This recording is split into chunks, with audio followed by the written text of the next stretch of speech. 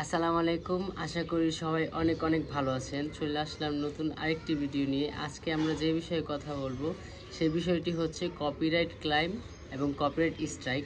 অনেকে আছেন যারা ইউটিউবে হচ্ছে কপিরাইট ক্লাইম আর স্ট্রাইক সম্পর্কে ধারণা রাখেন না, যার কারণে হচ্ছে আপনাদের চ্যানেলগুলোতে কপিরাইট ক্লাইম এবং স্ট্রাইক আসে।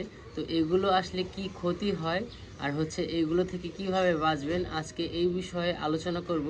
আর আজকে আপনাদেরকে ক্লিয়ার করে বুঝাবো যে এগুলো কি কারণে এগুলো হয় আর এগুলো হলে কি ক্ষতি। তো আমরা আগে বলি যে কি কারণে এই কপিরাইট ক্লাইম বা স্ট্রাইক আসে।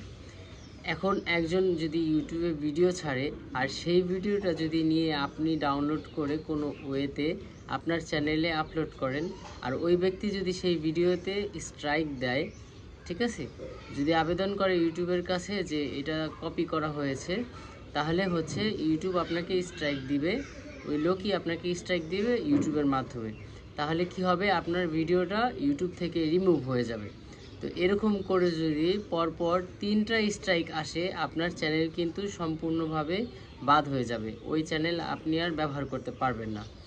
আর যদি হচ্ছে কেউ ধরেন মিউজিক ব্যবহার করেছেন আর সেটাতে সে হচ্ছে কপিরাইট কিনে রেখেছে বা কোনো ওইখানে ধরেন কোথাও রেজিস্ট্রেশন করে রেখেছে, ঠিক আছে, আপনি ওই মিউজিকটা ব্যবহার করেছেন, তাহলে সেটাতে ক্লাইম আসবে, কপিরাইট ক্লাইম আসবে। কপিরাইট ক্লাইম আসলে মূলত তেমন কোনো সমস্যা হয় না, কিন্তু আপনি মনিটাইজেশন পাবেন না।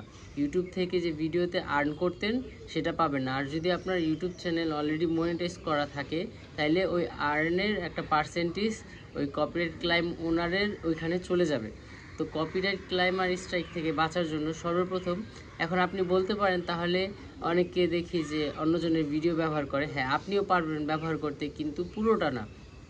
ইউটিউবের কিছু নিয়ম আছে যেখানে হচ্ছে কয়েক সেকেন্ডের একটা ক্লিপ আপনি ব্যবহার করতে পারবেন, সাথে আপনাকে সুন্দর করে গুছিয়ে আপনার ভয়েস, আপনার ফেস বা যেভাবে আপনি করেন এইভাবে ভিডিও করতে হবে, তাহলে হচ্ছে স্ট্রাইক পড়বে না। কিন্তু আপনি যদি একজনের ভিডিও পুরোটাই কপি করে দেন বা অর্ধেকও কপি করে দেন, তাহলে কিন্তু সে আপনাকে স্ট্রাইক দিতে পারবে। তো স্ট্রাইক থেকে বাঁচার জন্য আপনি হচ্ছে অন্যজনের ভিডিও না ব্যবহার করাই ভালো। আর যদি কিছু পার্টস ব্যবহার করা লাগে বোঝানোর ক্ষেত্রে, তাহলে সেটা এমনভাবে ব্যবহার করবেন,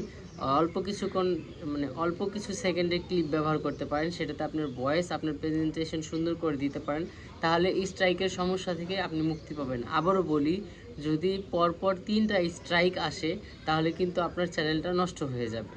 আর যদি একটা স্ট্রাইক আসে, সেটা কিন্তু কয়েক মাস পর উঠে যায়। তো স্ট্রাইক নিয়ে তেমন কোনো টেনশন নেই, যদি আপনার একটা স্ট্রাইক থাকে সেটা উঠে যাবে। আর হচ্ছে যদি আপনি এরকম হয় যে কেউ ফেক স্ট্রাইক দিয়েছে ভিডিও আপনারই, তাহলে হচ্ছে আপনি এটাও সমাধান করতে পারবেন। এই নিয়েও একটা ভিডিও আমার চ্যানেলে দিব, সেটা আপনি দেখে নেবেন। এখন কপিরাইট ক্লাইম কিন্তু রিমুভ করা যায়। কপিরাইট ক্লাইম আপনি ইউটিউব থেকে রিমুভ করতে পারবেন, এটারও একটি সম্পূর্ণ ভিডিও আমি আমার চ্যানেলে দিব, সেখান থেকে দেখে নেবেন।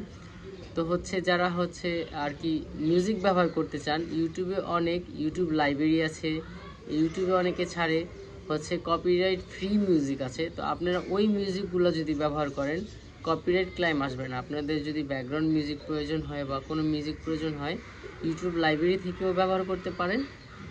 আবার হচ্ছে ইউটিউবে অনেকে ছাড়ে কপিরাইট ফ্রি মিউজিক, সেগুলো আপনারা সার্চ করে ব্যবহার করবেন, তাহলে হচ্ছে আপনাদের আর কোনো সমস্যা হবে না। কপিরাইট ক্লাইম এবং স্ট্রাইক যদি আপনার চ্যানেলে থাকে, আপনি হচ্ছে মনিটাইজেশন পেতে কষ্ট হবে। কিন্তু ইউটিউবে হচ্ছে একটা স্ট্রাইক থাকলে মনিটাইজেশনের প্রবলেম হয় না, ওই ভিডিওটা ডিলিট করে দিলেই হবে। কপিরাইট ক্লাইম থাকলে হচ্ছে মনিটাইজেশন দিবে না। আজকের ভিডিও এই পর্যন্তই।